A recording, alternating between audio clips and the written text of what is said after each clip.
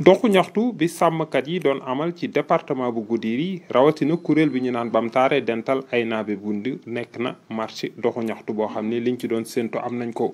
préfet adjoint bu Goudiri di Thierno Hamidou Sow xamle ne ni nguur yi dana def kemtalaayal kàttanam ngir toppatoo lépp lu jëm ci wàllu kaaraange askan wi. dégg nañ li ngeen wax yëpp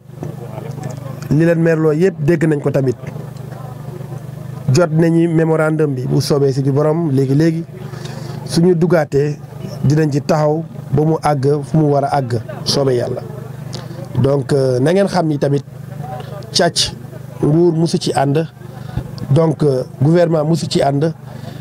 càcc bu mu mënte doon nag waxuma la nag càccu jur li ngeen wax ci àll bi tamit dégg nañ bu soobee yàlla liñ ci war a taxaw dégg la ñoo ngi ci doon taxaw ñoo ngi ci gën a taxaw mais tamit di leen jottali seen mémorandum fu mu war a jotee.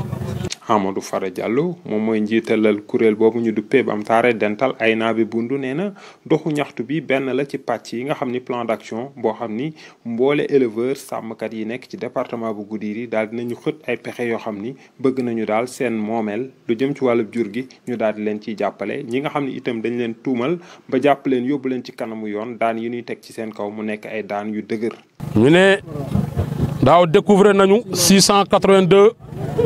peau de vache ci benn camion gis nañ ko fii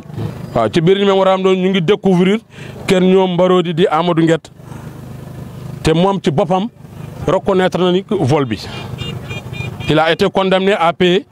dañ ko condamné woon ci instant boobu na fay 28 millions dont 2 millions pour Demba Thiapatou et le nommé Demba Sow Mbarodi di Amadou Nguet depuis lors mu ngi dox ci ay yiteem pour association bi dara amul suite.